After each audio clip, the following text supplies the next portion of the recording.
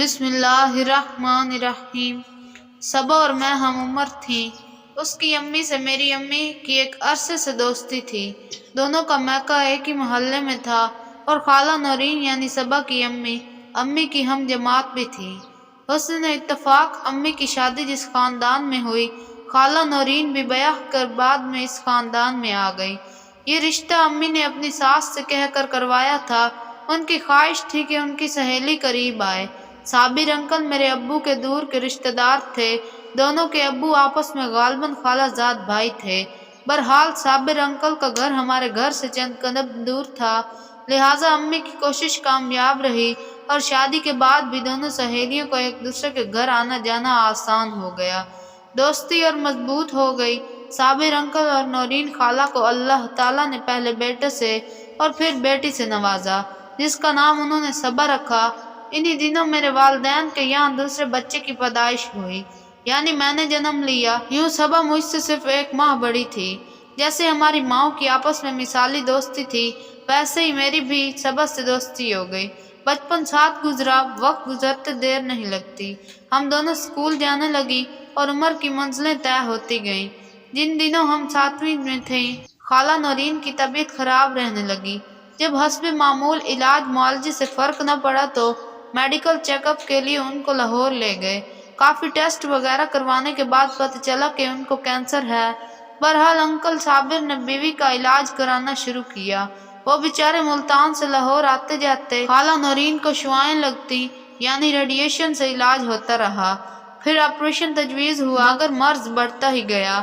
آخر میں جب ان کی کیمو تھراپی آخری مراحل میں تھی تو ان کا انتقال ہو گیا۔ انکل صابر اور ان کے بچوں کے لیے جہاں خالہ نورین کی وفات ایک صدمہ تھا، وہاں وہ بیمار بیوی کا علاج کرواتے ہوئے تقریباً کنگال ہو گئے تھے۔ تمام جمع پونجی ختم ہو گئی اور ستم بالائے ستم کے ان کی نوکری بھی جاتی رہی، کیونکہ شریک حیات کو مسلسل علاج کے لیے آئے دن لاتے جاتے سفر میں اخراجات زیادہ ہوتے تھے، جبکہ دوسرے شہر میں ہسپتال کے اخراجات بھی بڑھ جاتے تھے۔ نتیجہ یہ کہ ادھر شریک زندگی سے زندگی کا چمن خالی ہوا تو ادھر ان کی جیب بھی خالی ہو گئی۔ چند دن سوگواری میں رہے، پھر بال بچوں کے اخراجات کی فکر دامن گیر ہو گئی۔ ان دنوں انکل صابر بہت پریشان تھے۔ صبا محض 12 برس کی تھی اور اس کا بھائی طارق 15 سال کا تھا۔ دونوں بچے ٹین ایج کے تھے، جن پر نظر رکھنے اور دیکھ بھال کرنے میں توجہ خاص برتنے کی بے حد ضرورت تھی۔ دال روٹی کے لالے پڑ گئے۔ صابر انکل کو بہت بھاگ دوڑ کے بعد ملازمت ملی۔ یہ ملازمت انہوں نے مجبوراً قبول کی، کیونکہ تنخواہ کم تھی۔ وہ دوسری کسی اچھی ملازمت کی فکر میں رہتے تھے۔ گھر کو سنبھالنے والی چلی گئی تو صبا کو گھر سنبھالنا پڑ گیا۔ تاہم گھریلو ذمہ داریاں وہ نہیں سنبھال سکتی تھی۔ اسے تو آٹا گوندھنا اور سبزی بنانا تک نہیں آتا تھا۔ خالہ نورین کی لاڈلی تھی، وہ تمام کام کاج خود کرتی تھی۔ صبا نے کبھی گھریلو کام نہ کیا اور نہ ہی اسے آتا تھا۔ شروع میں وہ خشک آٹا امی کے پاس لے آتی اور امی روٹی بنا دیا کرتی تھی، اکثر سالن بھی بنا کر بھجوا دیتی، لیکن کب تک؟ گھر میں اور 100 طرح کے کام ہوتے ہیں۔ اس عمر میں بیٹیوں کو ماؤں کے قرب کی بھی اشد ضرورت ہوتی ہے۔ جب انکل نے بچوں کو پریشان دیکھا، اپنی بہن سے مشورہ کیا۔ انہوں نے تجویز دی کہ بھائی صاحب دوسری شادی کر لو، ایسے تمام گھر کا انتظام نہیں چلے گا۔ کوئی سلیقہ مند اور ہمدرد دل عورت ڈھونڈتی ہوں جس کو سہارے کی ضرورت ہو، تو تمہارا گھر سنبھل جائے گا اور بچوں کو بھی ماں کی ممتا مل جائے گی۔ غرض اس کے بعد انکل کی بہن آنٹی رابعہ بس اسی جستجو میں لگ گئی۔ جب آس پاس کوئی مناسب رشتہ نہ ملا تو ایک رشتہ کرانے والی کا سہارا لیا، جس کے توسط سے ایک متوسط گھرانے کی تھوڑی زیادہ عمر کی لڑکی سے رشتہ طے پا گیا۔ یوں صابر انکل مصباح کو بیاہ کر گھر لے آئے۔ شروع میں تو اس عورت نے چند دن بچوں کے ساتھ مناسب رویہ رکھا، پھر اپنا رنگ دکھانا شروع کر دیا۔ خاص طور پر صبا سے برا برتاؤ کرنے لگی، بات بات پر ڈانٹتی اور برتن وغیرہ دھلواتی، کچن صاف کرواتی۔ صبا چونکہ بہت لاڈلی تھی، وہ ستیلی ماں کے رویے سے بہت پریشان رہنے لگی، کیونکہ ماں اس کی روز شکایتیں طارق اور اس کے والد سے کرتی۔ طارق ایک ناسمجھ لڑکا تھا، وہ ستیلی ماں کی باتوں میں آ کر بہن کو ڈانٹنے اور جھڑکنے لگا۔ صبا روز سکول آتی تو مجھ سے اپنے دکھ بیان کرتی، مرحومہ ماں کو یاد کر کے روتی۔ اور وہ نہایت افسردہ منتشر ذہن رہنے لگی۔ میں اسے تسلی دیتی کہ صبر کرو، اتنا رو گی تو تمہاری مرحومہ ماں کی روح کو تکلیف ہوگی، خوش رہا کرو، تم جس قدر خوش رہو گی ہنسو گی اس قدر تمہاری امی کی روح کو خوشی اور سکون ملے گا۔ صبا میری باتوں کو دل کے کانوں سے سنتی، وہ اب خوش رہنے کی کوشش کرتی مگر آنٹی مصباح اس کو خوش دیکھ نہیں سکتی تھی اور کوئی نہ کوئی نیا زخم اپنی زبان سے اس کے دل پر لگا دیتی تھی۔ ان دنوں ان کے اور ہمارے گھر کے سامنے ایک مکان برائے فروخت ہو گیا۔ کچھ عرصہ یہ گھر خالی رہا، پھر اس میں نئے لوگ آئے۔ جنہوں نے اس کو خریدا تھا وہ دکاندار تھا اور ان کا ایک ہی بیٹا تھا جو 3rd ایئر کا طالب علم تھا۔ اس کا نام فیصل تھا۔ فیصل ایک خوش شکل اور خوش لباس لڑکا تھا۔ والد کا بزنس تھا، لہٰذا ان کے پاس روپے پیسے کی کمی نہ تھی۔ باپ نے فیصل کو گاڑی لے کر دی تھی، وہ کالج خود گاڑی چلا کر جاتا اور جب چاہتا سیر و تفریح کو چلا جاتا۔ کچھ دن تو نئے لوگوں سے اہل محلہ لیے دیے رہے، لیکن جب محسوس کیا کہ یہ امن پسند اور اپنے کام سے کام رکھنے والے لوگ ہیں تو محلے والوں نے ان کو قبول کرنا شروع کر دیا۔ پاس پڑوس سے عورتوں کا آپس میں میل جول بھی شروع ہو گیا۔ عید وغیرہ پر سوئیاں اور سوغات اور روزوں میں افطاری ان کے گھر بھجوائی جانے لگی۔ انہوں نے بھی تھوڑا سا میل جول بڑھایا۔ فیصل کے ابو صبح سویرے دکانداری کو گھر سے نکل جاتے۔ گھر میں فیصل کے علاوہ اس کی بہن اور امی رہ جاتے، یہ بھی اسکول کالج چلے جاتے۔ تب ماں اکیلی ہو بیٹھتی۔ ان کے یہاں جو وقتی ملازمہ آتی تھی وہ کبھی کبھار ہمارے گھر بھی آ نکلتی تھی۔ اس کی زبانی فیصل کی امی کے بارے میں پتہ چلا کہ کچھ بیمار رہتی ہیں، زیادہ کہیں آتی جاتی نہیں ہیں، لیکن با اخلاق نیک اور سیدھی سادی خاتون ہیں۔ امی بھی ایک بار مل کر آ گئی اور بتایا کہ نیک نمازی عورت ہے، زیادہ تر اپنے بچوں کے کاموں میں ہی مشغول رہتی ہے، محلے والوں کی ٹو لینے کی اسے فرصت نہیں تھی۔ فیصل کی بہن جویریہ ایک روز ہمارے گھر آئی اور بولی کہ اسے نزدیکی سکول میں داخلہ لینا ہے، پہلے والا سکول کافی دور پڑتا ہے۔ اس وقت صبا بھی ہمارے گھر آئی ہوئی تھی اور میرے پاس بیٹھی تھی کیونکہ ہم دونوں روز مل کر سکول کا کام کیا کرتی تھیں۔ ہم نے اسے اپنے سکول کا بتایا، یہ بھی کہ سکول کے منتظم ابو کے دوست ہیں، اپنے ابو سے کہہ کر آ کر میرے ابو سے مل لیں، تمہارا بھی ٹرانسفر پرانے سکول سے نئے سکول میں کروا دیں گے۔ یہ ہماری جویریہ سے پہلی ملاقات تھی، اس کے بعد وہ ہمارے سکول میں آ گئی۔ ہم 9ویں جماعت میں تھیں۔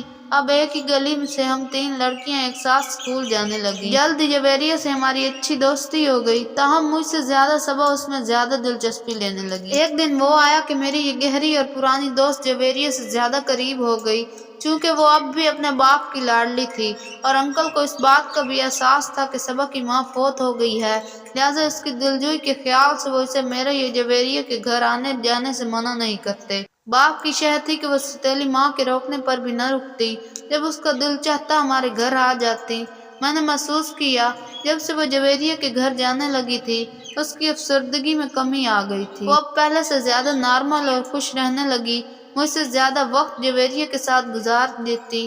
ان دنوں چونکہ پڑھائی کی طرف دھیان دینے کی ضرورت تھی اور میٹرک اچھے نمبروں سے پاس کرنے کی آرزو بھی تھی، تو میں نے بھی اس بات کو زیادہ محسوس نہ کیا کہ صبا کا کیوں جویریہ کی طرف جھکاؤ ہو گیا ہے۔ وہ چونکہ خوش رہنے لگی تھی لہٰذا مجھے بھی بھلا لگتا کہ وہ جویریہ سے ملے تاکہ پھول کی ماند کھلی رہے۔ یہ تو بعد میں پتہ چلا کہ اس کے بھائی فیصل کی خاطر اس نے جویریہ سے راہ و رسم بڑھائی ہے۔ اسے فیصل پسند آ گیا تھا اور وہ اس کے عشق میں گرفتار ہو گئی تھی۔ جب لڑکی کی طرف سے از خود لفٹ ملنے لگے تو لازماً لڑکے بھی دلچسپی لیتے ہیں، یہ تو ایک قدرتی امر ہے۔ اب وہ جب آتی ہنستی مسکراتی اور اچھے اچھے کپڑے پہننے لگی۔ میں نے قریدہ تب ایک روز خود ہی بتا دیا کہ وہ فیصل کو پسند کرتی ہے اور اسے ملنے اس کے گھر جاتی ہے۔ سحر کو ان کی ماں دوا کھا کر سو جاتی تھی، جویریہ پڑھنے بیٹھ جاتی اور یہ فیصل کے کمرے میں جا کر اس سے گپ شپ میں مصروف ہو جاتی۔ صبا ایسی ویسی لڑکی کی تو نہ تھی، اس کی میری دوستی بچپن سے تھی، لیکن اب وہ نہ جانے کیوں ایسی ہو گئی تھی اور اتنی بدل گئی تھی، میں حیران ہوتی۔ نہیں جانتی تھی کہ یہ تو وہ جادو ہے جو سر چڑھ کر بولتا ہے۔ اب وہ بے حجاب مزے لے لے کر فیصل کی باتیں کرتی، تب میں سمجھاتی کہ صبا سنبھل جاؤ، تمہاری ماں سوتیلی ہے، ایسا نہ ہو کہ یہ والہانہ پن تمہاری جان لے لے۔ کیونکہ راز کی بات کبھی نہ کبھی تو کھل ہی جاتی ہے، پھر جب بات کھلتی ہے تو گلی گلی عام ہو جاتی ہے۔ دونوں بے دھڑک اور بڑے پیار سے ایک دوسرے کو چاہنے لگے تو صبا کی ماں، جو اب خود بھی اپنی کوکھ کے 2 بچوں کی ماں بن چکی تھی، اس نے صبا پر روک ٹوک شروع کر دی، جس پر اس لڑکی نے منہ زوری دکھائی۔ ماں نے باپ اور اس کے بھائی سے شکایت کر دی کہ اس کا بہت زیادہ پڑوس میں آنا جانا درست نہیں ہے، کیونکہ ان کے گھر ایک جوان لڑکا بھی ہے اور وہ ابھی بھی نئے رہائشی شمار ہوتے ہیں۔ انہی دنوں صبا کے ابو کو کوئٹہ میں اچھی ملازمت مل گئی۔ 4 بچوں کی اچھی پرورش اور کفالت کی خاطر وہ بچے بیوی کو حوالے کر کے خود بیرون ملک چلے گئے۔ طارق اب 17 سال کا ہو چکا تھا۔ سوتیلی ماں نے اس بے سے بنا کر رکھی تھی، کیونکہ اس کے باہر سے بہت کام کاج وہ خندہ پیشانی سے کر دیتا تھا۔ روک ٹوک سے تو جذبے اور شدت اختیار کرتے ہیں۔ جب ماں نے بار بار طارق کے کان کھائے تو اس نے بہن کو جویریے کے گھر جانے سے روک دیا۔ صبا کہنا نہ مانتی تو طارق اس کو مارنے پر آ جاتا۔ ہر روز بہن اور بھائی میں جھگڑا ہونے لگا۔ ان کے جھگڑنے، چیخنے چلانے کی آواز ہمارے گھر تک آنے لگی۔ صبا کی وہ روز روز کی آہوزاری میں سوچتی، نہ جانے کب اس کو عقل آئے گی اور یہ جھگڑا ختم ہوگا۔ جب اس کو سمجھاتی تو جواب دیتی کہ اب تو یہ جھگڑا لیلا یا مجنوں کی موت کے بعد ہی ختم ہوگا۔ بھائی کو تو وہ کچھ سمجھتی نہ تھی اور باپ کی غیر موجودگی نے اسے اور دلیر بنا دیا تھا۔ مشکل تو یہ تھی کہ لڑکا لڑکی ہی محض راضی تھے، مگر کوئی اور راضی نہ تھا۔ یہاں تک کہ فیصل کے گھر والے بھی صبا کا اپنے گھر آنا پسند نہیں کرتے تھے۔ ایک روز جب کہ انکل آ گئے، میں ان کے گھر ملنے گئی تو دیکھا کہ صبا رو رہی تھی۔ انکل کا بھی موڈ بہت زیادہ خراب تھا۔ ادھر سنا کہ فیصل کے گھر والے چلے گئے اور مکان برائے فروخت ہو گیا۔ ہم انہی دنوں میٹرک کے سالانہ پرچے دیے تھے۔ اسکول میں چھٹیاں ہو گئی تھی، اس لیے میری جویریے سے ملاقات نہ ہوئی اور صبا بھی کچھ دن سے ہمارے گھر نہیں آ رہی تھی۔ تبھی میں نے سوچا کہ اس کے گھر جا کر پتہ کروں کیا بات ہے۔ میں تو بچپن سے میٹرک تک کا تمام وقت صبا کے ساتھ گزارا تھا، جانتی تھی کہ وہ بری لڑکی نہیں ہے، لیکن وہ اب سرکش ضرور ہو گئی تھی۔ شاید سوتیلی ماں کے برے سلوک کا رد عمل تھا۔ ادھر باپ کا بیرون ملک چلے جانا اور بھائی کا ہر دم مجھ سے جھگڑنا، اس پر ماں کی شکایتیں اور طارق کی مار پیٹ سے اس نے اور پرزے نکال لیے تو گھر والوں نے اس قدر سختی کی کہ فیصل کی چاہت میں دیوانی ہو کر اس نے نئی راہیں تلاش کر لی۔ جب فیصل کی امی نے اس کو اپنے گھر آنے سے منع کیا تو وہ آدھی رات کو طارق گلی میں اسے ملنے کو نکل جاتی۔ یہ سب وہ مجھے بتاتی تو میں اسے بہت سمجھاتی تھی، ہاتھ تک جوڑے کہ صبا خدا کے لیے ہوش کرو، ایسا نہ ہو کہ انکل کو خبر ہو جائے، وہ آ کر تمہاری تعلیم ختم کروا دیں اور جلدی میں کسی ایسے سے بیاہ دیں کہ پھر اپنی ان بے وقوفیوں پر پچھتاتی رہ جاؤ۔ اس کی مگر نوبت نہ آئی۔ فیصل اور اس کے گھر والے مکان فروخت کر کے چلے گئے اور پھر انکل کے آنے کے 2 ہفتے بعد یہ اچانک پتہ چلا کہ صبا فوت ہو گئی ہے۔ یہ حیران کن سا واقعہ تھا، کیونکہ وہ صحت مند تھی، اسے کوئی بیماری نہ تھی، وہ ایسی نہ تھی کہ خودکشی کرتی، اسے زندگی سے پیار ہو گیا تھا، اسے نہ کبھی مرنے کا لفظ لبوں سے نہیں نکالا۔ پھر وہ اچانک کیسے مر گئی، ایک بہت بڑا سوال تھا اور ہم سب کا صدمے سے برا حال تھا۔ صبا کی ماں کے لبوں پر جو داستان تھی وہ بھی کھوکھلی لگتی تھی۔ اس کا کہنا تھا بس 2 دن کے بخار میں چٹپٹ ہو گئی، خدا جانے کیسا بخار آیا کہ اس کو سانس لینے کا موقع بھی نہ دیا۔ محلے والے بھی سناٹے میں آ گئے، وہ منہ سے کچھ نہ کہتے مگر دبی زبان سے آپس میں شکوک کا اظہار کر رہے تھے۔ ایک نرس نے جو اس کی سوتیلی ماں کی جاننے والی تھی اسے آخری غسل دیا۔ میٹرک کے بعد میرے لیے اچھا رشتہ آ گیا۔ صبا کے بعد میرے آگے پڑھنے اور کالج جانے کے ارمان بھی ٹھٹر کر رہ گئے۔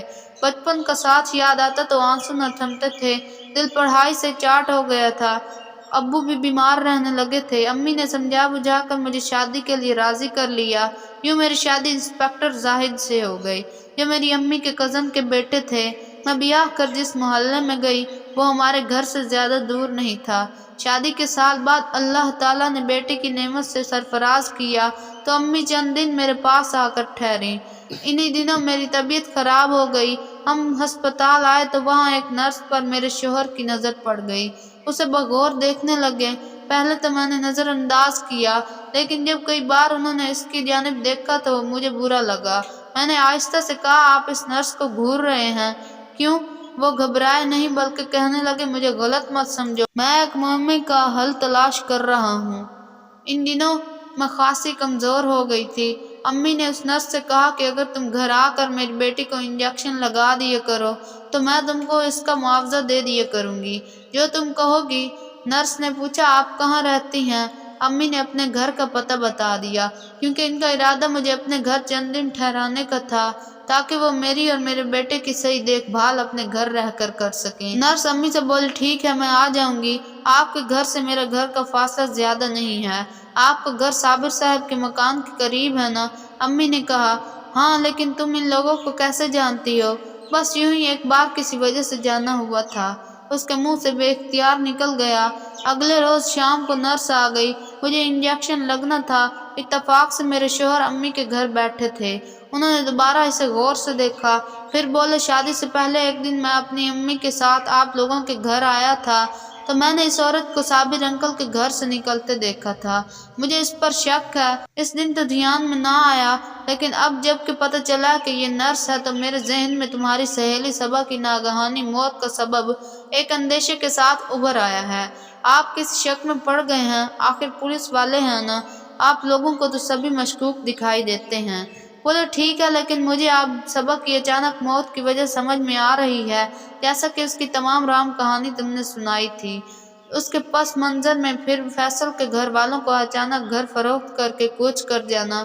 मैं हैरान थी कि इन्हें क्या हो गया है। वाकई के 1 साल बाद इन्हें बाल की खाल उतारने की सूझी है। पुलिस वालों की तो आदत होती है बाल की खाल उतारने की, वरना मुजरिम कैसे पकड़े जाएं। उन्होंने नर्स के बारे में मालूमात जमा करनी शुरू कर दी। एक रोज पता चला कि नर्स गिरफ्तार हो गई है, और इसको गिरफ्तार कराने में जाहिद साहब का भी बड़ा हाथ था।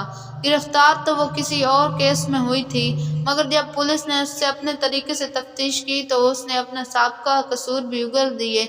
सबा का नाम भी लिया कि किस तरह उसके अम्मी अबू परेशान थे, और उन्होंने अपनी इज्जत बचाने की खातिर उसको घर बुलाया और मदद की दरख्वास्त की थी। उसने कहा कि अक्सर केसों में तो सब कुछ ठीक हो जाता है, मगर सबा की बदकिस्मती के वो जिंदगी की बाजी हार गई। उसके अम्मी अब्बू ने अपनी इज्जत बचाने की कोशिश में उस अनाड़ी औरत को सहारा लिया था। मेरे शोहर ने अंकल साबिर को तो गिरफ्तारी से बचा लिया, मगर नर्स को नहीं बचाया, क्योंकि वो कई ऐसे केसों में माजी में मददगार साबित हुई थी। बहुत सारे ऐसे केसों में वो मुलव्विस थी। बहरहाल अल्लाह हर किसी की बेटी की इज्जत व आबरू की हिफाजत करे, क्योंकि बेटियां ही तो माँ बाप की इज्जत की लाज होती हैं। अगर वो लग्जिशों का शिकार हो जाएं तो यकीनन इज्जत के साथ साथ कभी कभार जान भी गंवानी पड़ती है। सबा के केस में भी ऐसा ही हुआ था। जब उसकी माँ न रही और उसके बाप ने दूसरी शादी कर ली तो वो इस तरह जैसा कि सगी माँ अपने बच्चों की परवरिश करती है वैसी परवरिश न कर सके, और सबा गलत राह पर चल निकली और शादी से पहले ही गलत कदम उठाया, जिसका नतीजा ये निकला कि माँ बाप को अपनी इज्जत बचाने की खातिर ऐसा कदम उठाना पड़ा जिसमें बज़ाहिर इनकी तो इज्जत बच गई, लेकिन सबा अपनी जान से गई। इसलिए तमाम लड़कियों से गुजारिश है, खुदारा फूंक फूंक कर कदम रखा करें। कोई ऐसा कदम न उठाएं कि जिसकी वजह से आपके घर वालों की माँ बाप की इज्जत पर दाव लगे। और ये हकीकत है कि शायद अगर सबा की सगी माँ जिंदा होती तो ऐसी नौबत न आती। सच कहते हैं, माँ बिना घर सुना। आपका इस बारे में क्या ख्याल है? अपनी राय का इजहार कमेंट बॉक्स में लाजमी कीजिएगा। दोस्तों, वीडियो पसंद आई है तो वीडियो को लाइक कर दे। चैनल पर नए हैं तो चैनल को सब्सक्राइब कर दे। मिलते हैं किसी नेक्स्ट वीडियो में, तब तक के लिए अल्लाह हाफिज।